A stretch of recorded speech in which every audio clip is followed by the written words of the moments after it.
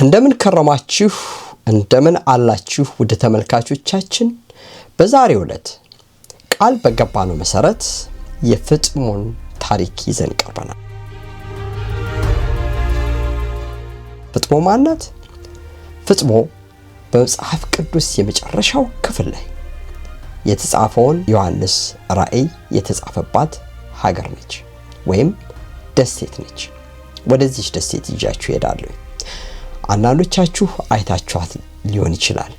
ብዙዎቻችሁ ግን ይህች ደሴት አላያችሁ። ዮሐንስ ራእይ የተጻፈው የት ነው? በምን ሁኔታ ነው የተጻፈው? በዝርዝር እናየዋለን። ከዛ በፊት ግን ይህንን ዩቲዩብ ቻናል እንድትደግፉት በአክብሮት ጠይቃለሁ። ብዙ ነገሮችን ወደ እናንተ ለማቅረብ አቅም ያስፈልገናል። ይህ አቅም በብዙ ነገሮች ላይ ምርምር እንድናደርግና የተጣራ ዕውቀት ይዘን እንድንቀርብ ያደርገናል። ለጥበብ የሚያገለግለውን የስነ ጥበባት ቅኝት የዩቲዩብ ቻናላችን እንድትረዱን ሰብስክራይብ፣ ላይክ ብታደርጉን ለሌሎች ሰዎች ደግሞ ሼር ብታደርጉ ዕውቀትን ማሸጋገር ስለሆነ እኛም ደግሞ በቀጣይ መርሃ ግብራችንን በጥሩ ሁኔታ እንድንሰራ ያደርገናል ማለት ነው። ስለምታደርጉት ነገር ሁሉ እጅግ እናመሰግናለን። አሁን ወደ ቁም ነገሩ እንሂድ። ወደ ፍጥሞ ጃንዋሪ 18 2025 በፈረንጆቹ አቆጣጠር ግሪክ ገባው።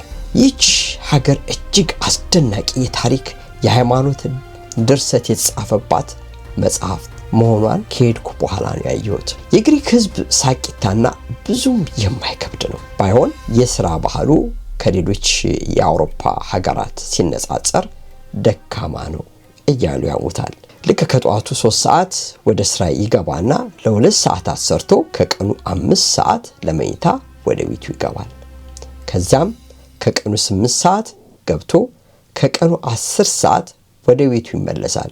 በቀን ውስጥ ስንት ሰዓት ሰራ ማለት ነው? 4 ቢበዛ 6 ሰዓት። እኔም አንዳንድ ቦታዎች እቃ ለመግዛት ስወጣ በስራው ሰዓት ሱቆች ተዘግተው አይቻለሁ። ሌላው የአውሮፓ ሀገር ግን እንደዛ አይደለም። ግሪክ ሰላማዊ ሰልፍ የሚበዛባት ምዝበራም ያጠቃት ሀገር መሆኗን ሰምቻለሁ። ሄለኒስቲክ ከተባለው የስልጣኔ ዘመን በፊት አባቶቻቸው ሌሊትና ቀን ሰርተው ያስቀምጡላቸውን ታሪክ፣ ቅርስና ስልጣኔ እየመነዘሩ ዛሬ ተኝተው ይበላሉ። የጥንት ግሪክ ስልጣኔ የምዕራባውያን ባህል መሰረት ነው ይባላል። ከክርስቶስ ልደት በፊት በ8ኛው መቶ ክፍለ ዘመን የአርኬክ ዘመን በሚታወቀው እስከ 5ኛው መቶ ክፍለ ዘመን ድረስ የበለጸገ እጅግ የተራቀቀ ሲሆን ይህም ከቀደምት ሜኖይት የማይሲያን ባህሎች የመነጨ ነው። የግሪክ ስልጣኔ እንደ አቴንስና ስፓርታ ባሉ ገለልተኛ የከተማ ግዛቶች ዙሪያ የተመሰረተ ስልጣኔ ነበር። ግሪክ በዲሞክራሲ፣ በፍልስፍና፣ በኪነ ጥበብ እና በሳይንስ ፈር ቀዳጅ በመሆን ታዋቂ ሀገር ነች። የግሪክ ስልጣኔ ያበቃው ሮም አካባቢውን በመቆጣጠር ወደ ግሪኮ ሮማን እና በኋላም ወደ ባይዛንታይን ዓለም በተሸጋገረ ጊዜ ነው። እስካሁን ድረስ ግሪክ በታላላቅ ፈላስፎቿ በነ ሶቅራጥስ፣ ፓይታጎረስ፣ ፕሌቶ፣ አርስቶትል ትታወቃለች። ግሪክ በቱሪስት የምትጨናነቀው ካለ ምክንያት አይደለም። ኒዮሊቲክ ዘመን 7000 ዓመተ ዓለም ጀምሮ ሜኖያን ስልጣኔ ከ2500 እስከ 1500 ከክርስቶስ ልደት በፊት እና ሜሲያንያን ከ1600 ዓመተ ዓለም፣ ጥንታዊ ዘመን ከ800 እስከ 490 ዓመተ ዓለም፣ የዋልታ መነሳትና ቅኝ ግዛት ክላሲካል ዘመን ከ490 እስከ 323 ከክርስቶስ ልደት በኋላ፣ ወርቃማ ዘመን የአቴንስ የፋርስ ጦርነቶችና ታላቁ እስክንድር፣ ሄሌናዊና የሮማውያን ጊዜዎች ከ323 እስከ 324 ዓመተ ምህረት፣ የባህል መስፋፋት የማለት ከ323 ዓመተ ዓለም እስከ 324 ዓመተ ምህረት የባህል መስፋፋት ተከትሎ የሮማውያን የበላይነት ገኖ የግሪክ ስልጣኔ እስከ ደበዘዘበት ዘመን ድረስ ይዘልቃል ማለት ነው። ግሪኮች እነዚህን ሁሉ ሲሳዮች ተንተርሰው አሁን እንቅልፍ ጭልጥ አድርጎ ወስዷቸዋል። አሁን የአልጎሪዝም ዘመን ላይ መሆናቸውን የነርሱ ከቅርስነት ባለፈ ለዚህ ዘመን ብዙም እርባና እንደሌለው ሊያስታውሳቸው የሚችል ሌላ ሶቅራጥስ ወይም አሪስቶትል ሳያስፈልጋቸው አልቀረም። አሊያ እና አሪስቶትል የጀመሩት የቁጥር ጨዋታ አሁን ብላክ ሆልን እየጎረጎረ ስለመሆኑ እንዴት ሊያውቁት ይችላሉ? ፖለቲካ። በነገራችን ላይ ፖለቲካ የጀመረው ከግሪክ ስልጣኔ ጀምሮ ነው። አቴንስ በ5ኛው ክፍለ ዘመን የጀመረውን ዲሞክራሲ ፈርቀዳጅ ትባላለች። ፍልስፍና እንደ ሶቅራጥስ፣ ፕሌቶና አሪስቶትል ያሉ አሳቢዎች ቤት ነች ግሪክ። ስነ ጥበባት፣ አርኪቴክቸር፣ ቅርጻ ቅርጽ፣ አምፊቲያትሮች እና የኪነ ህንፃ ስራዎች በተለይ ዶሪክ፣ አዮኒክ፣ ቆሮንጦስ ልዩ ምሰሶችን የፈጠሩ ታታሪ ህዝቦች ናቸው። ትዝ ይላችሁ ከሆነ በኮሊሲየም ታሪክ እንነጋገር ስለነዚህ የቅስት ጥበቦች ተነጋግረናል። ግሪክ የመጣሁት ለ4ኛ ጊዜ ነው። በአሁኑ ጉብኝቴ ልክ እንደ ጀርመንና እንደ ፈረንሳይ ግሪክም በቱሪዝም አንድ አይኗን በከፊል ገልጣ አየኋት። በየቦታው በሚሄድበት ጊዜ የቱሪዝም እንቅስቃሴ ልዩ ሆኖ አግኝቼዋለሁ። ግሪክ ያሉ እህቶች አነጥፈው ጎዝጉዘው ተቀበሉኝ። ከአውሮፕላን ማረፊያ ሜላትና ማንደፍሮ ተቀበለው እትማማቾቹ እነመነና ትርንጎ ቤት መኝታቸውን ለቀው ስላሳደሩኝ ልክ የሐዋርያትን ዘመን አስታውሱኝ። በኋላ ስሰማ ምዕራፈ ቅዱሳን የሆኑት እነዚህ እህቶች እኔን ብቻ ሳይሆን ብዙ አባቶችን በትህትናና በፍቅር እንደሚያስተናግዱ ሰማሁ። በረከታቸው ይድረሰን። በግሪክ የኢትዮጵያ ኦርቶዶክሳዊ ተዋሕዶ ቤተክርስቲያን ያለውን አሳዛኝ ፈተና እግዚአብሔር መፍትሄ ይሰጠው ዘንድ በመላው ዓለም ያላችሁ የምትገኙ ምዕመናን እንድትጸልዩ በአክብሮት ተጠይቃለሁ። በነጋታው ጁን 19 2025 ብሉ ስታር ፍጥሞ በተባለች 7 ፎቅ ያላት መርከብ ላይ ወጣሁ። ጉዞ ልክ በእነርሱ አቆጣጠር 15 ሰዓት በእኛ 9 ሰዓት ተጀመረ። 44 ዩሮ ሞጨለፉኝ፣ ማለቴ አስከፈሉኝ። አልቆጨኝም። ገና ምን ተይዞ ሆቴል አለ፣ ምግብም ሲል እንጃለት። ለማንኛውም ቅዱስ ዮሐንስ ወልደ ነጎድጓድ በተጋዘበት በዚህ መንገድ ሲሄድ የቅዱሱን ጸሎት መጸለይ ፈለኩኝ። አቅም ቢያንሰኝ የተለመደው በብዙ ሐሳብ የተለወሰ ጸሎቴን ስማኝ እያልኩ ዮሐንስን አምላክ ተማጸንኩት። ወደ ፍጥሞ ስንጓዝ የቅዱስ ዮሐንስ ረድኤት በረከት ያድርብን። ወይ ባልሱ እንኳን እሱ በጣም ብዙ መከራዎች ነው የታገሰው። ብዙ ስቃይ ነበር የነበረበት። ግን የእሱን መከራ ለማሰብ ያህል ወይባውን ለብሰናል ማለት ነው። ወደ ፍጥሞ የምናደርገው ጉዞ መንፈሳዊ ከመሆኑ የተነሳ ቅዱስ ዮሐንስን የጸለየበት ቦታ ለመሳለም ነው የምንሄደው። አብራችን ነበር። የቅዱስ ዮሐንስ ወልደ ነጎድጓድ መንገድ በዚህ መርከብ ውስጥ ምን ይመስላል?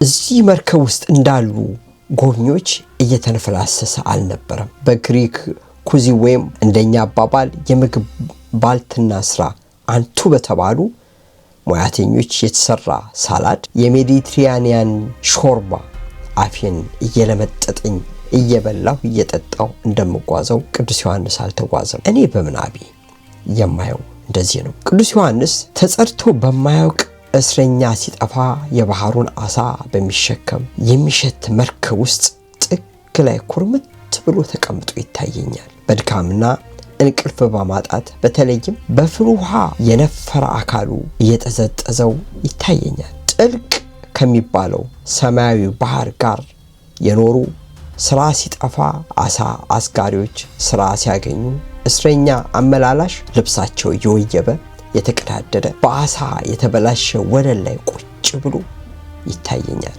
በአልኮል የነበዙ መርከበኞች ቅዱሱን ወደ ፍጥሞ ቁጭ በል ተነስ እያሉ የሚወስዱት ይመስለኛል። የሞት ፍርድ ከተፈረደባቸው አረመኔዎች ንጉሱን ሊገለብጡ ካሴሩ ፖለቲከኞች በእኩይ ባህሪያቸው ጨካኙ ዓለም ሳይቀር የሚፈራቸው ወንበዴዎች አብረውት ወደ ፍጥሞ የሚጓዙ ይመስለኛል።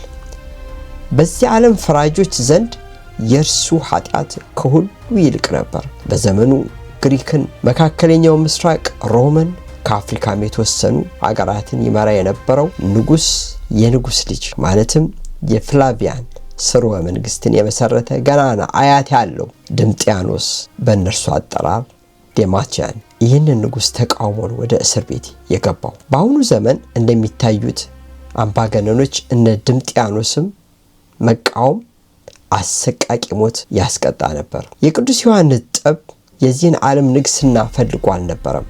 ቅዱስ ዳዊት የቤት ቅናት በላኝ እንዳለው ንጉሱ እንደ ዲያብሎስ እኔን አምላክ አድርጉኝ አምልኩኝ ስላለ እንጂ። ቅዱስ ዮሐንስ በኤፌሶን በሚያስተምርበት ጊዜ ከኔሮን ቄሳር ቀጥሎ በሮም የነገሰው ድምጥያኖስ ዘመኑ ከ86 እስከ 96 ባለው ጊዜ ውስጥ ነው። ለ10 ዓመት ነው የገዛው ዓመተ ምህረት። የራሱን ምስል አሰርቶ እንዲሰግዱለት ወደ ኤፌሶን ላከ። ምን አይነት ቅብጠት ነው! ቅዱስ ዮሐንስ ግን ከምዕመናኑ ጋር ሆኖ ይህን ድርጊት ተቃወመ። በዚህም ወደ ሮም ተወሰደና ፍልውሃ ውስጥ ከተቱት። ቅዱሱ የመንፈስ ቅዱስ እሳት የለበሰ ስለነበር ሊሞት አልቻለም። በመጨረሻም በመንግስት ላይ ያመጹ ሁሉ ወደሚታሰሩበት በደሴተ ፍጥሞ እንዲታሰር ተፈረደበት። ንጉስ ድምጥያኖስ ከትዕቢቱ የተነሳ እኔን አምልኩኝ አለ ነው። ምን ማድረግ ይቻላል? እንደ አፍሮዳይት እንደነ ዙስ ቤተ ጣዖት አቁሙልኝ አለ። ይህን ለእግዚአብሔር አምልኮ ቀናተኛ የነበረው ቅዱስ ዮሐንስ በአንገቴ ካራ ወግድ እንዴት ተብሏል? አምላክማ ኢየሱስ ክርስቶስ ነው። ድምጥያኖስ ያዙታል። በፍልውሃ ውስጥ ተሰቃይቶ እንዲሞት ቢፈረድበትም ፍልውሃው እንዳይጎዳው ዮሐንስ አባት ኢየሱስ ክርስቶስ አቀሰቀሰው። ንጉሱ ያልተረዳው ቅዱስ ዮሐንስ በመንፈስ ቅዱስ እሳት ቀድሞ የተጠመቀ ኃይልን ከአርያም የነሳ መሆኑን ነው። ወልደ ነጎድጓድ መሆኑን አልተረዳም። በፍልውሃ አልሞት ቢላቸው በደሴተ ፍጥሞ እንዲታሰር ተፈረደበት።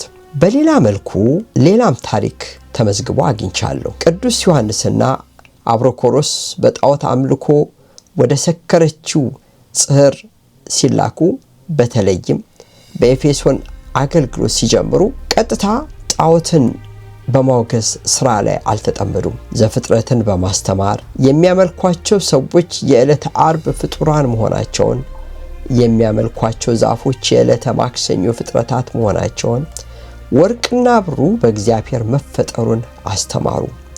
በዚህም የጣዖት መሸጫ መደብሮች ሐውልቶቻቸውን ታቅፈው ቀሩ። ቱሪዝም ተዳከመ። የመንግስት ታክስ አሽቆለቆለ። በኤፌሶን ከተማ በወቅቱ ተስፋፍቶ የነበረው የአርጤምስ ጣዖት አምልኮ በሐዋርያው አገልግሎት በመደምሰሱ የአርጤምስን ምስል በመስራት ገንዘብ ያገኙ የነበሩ አንጥረኞችና ካህናት አዲስ መላ ፈጠሩ።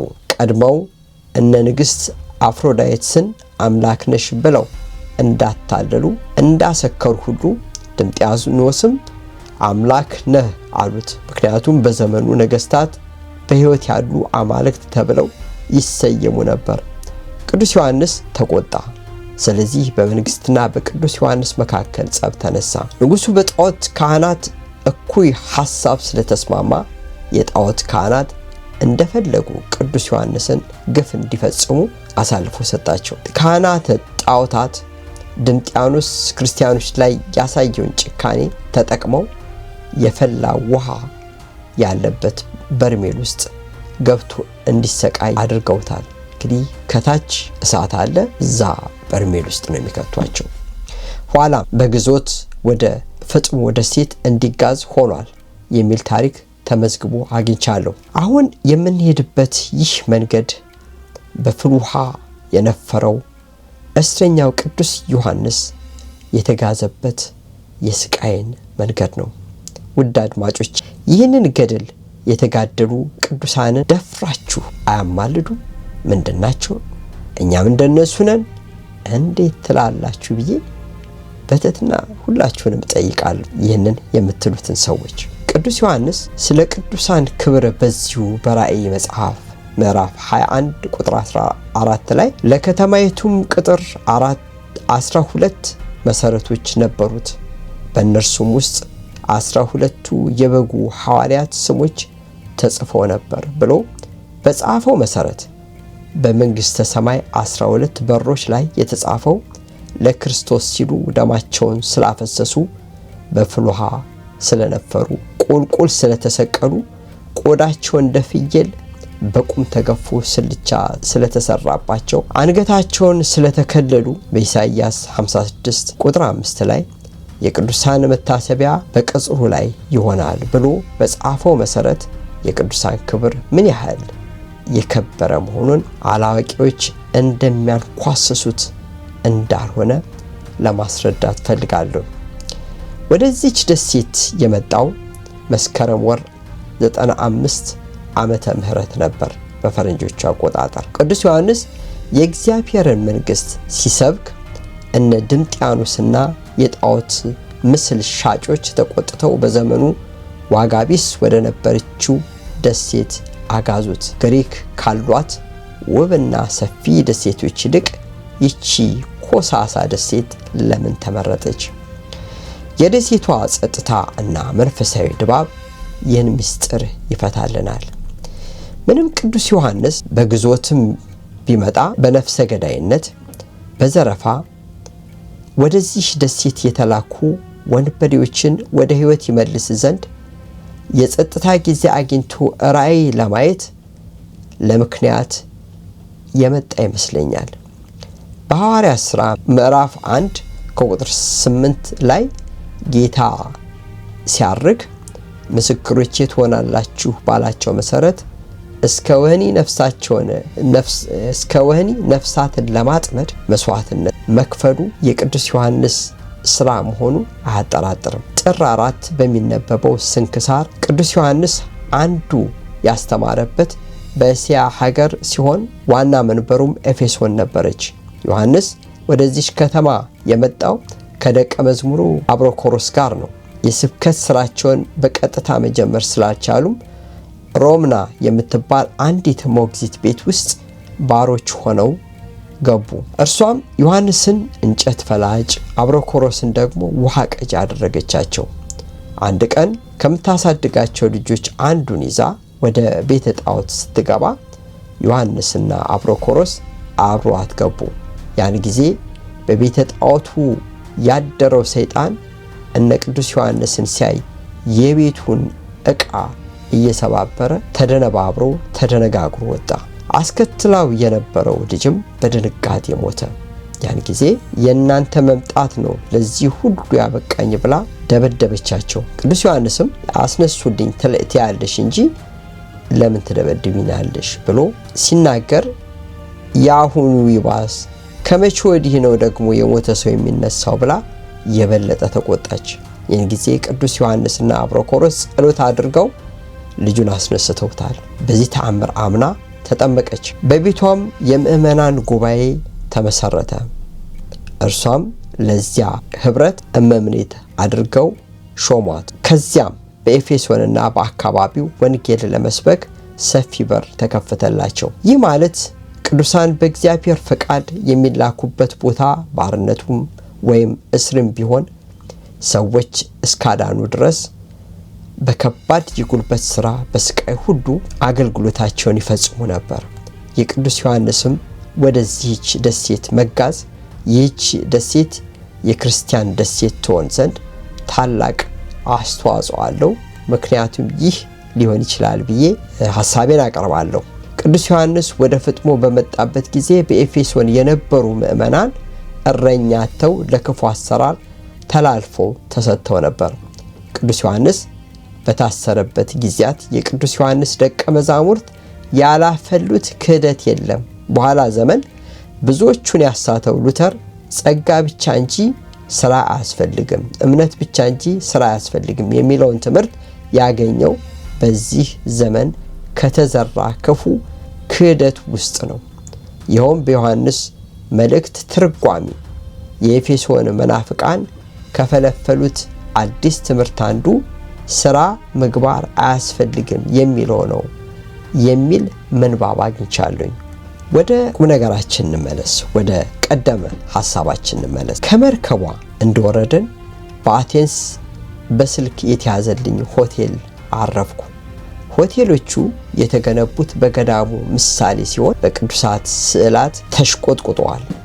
በየግድግዳው የተደረደሩት ቅዱሳት ስዕላት እጅግ ይማርካሉ። የክፍሎቹ ንጽህናና የአስተናጋጆቹ ትህትና ልብን ያቀልጣል። እንግዲህ ወደዚህ ወደ ፍጥሞ የቅዱስ ዮሐንስን ቅድስና ሕይወት በተመለከተ የተወሰነ ጉብኝት ለማድረግ ከበረከቱ ለመሳተፍ ነው እዚህ የመጣሁት። እንግዲህ እኔም ደግሞ እዚህ መጥቼ ለእናንተ ይህንን ታላቅ ቦታ የቅዱስ ዮሐንስ መልእክቱ፣ ወንጌሉ፣ ራእዩ የተጻፈበትን ቦታ ለማሳየት በመብቃቴ እግዚአብሔርን አመሰግነዋለሁ። ታላቁን እውቀት መጽሐፍ ቅዱስን ከጻፉት መካከል አንዱ ቅዱስ ዮሐንስ ነው። ይህንን የመጽሐፍ ቅዱስ እውቀት ከስሩ ከመሰረቱ ማየት ስለሚገባ እዚህ አካባቢ መጥተናል ማለት ነው። እግዚአብሔር ከኛ ጋር ይሁን።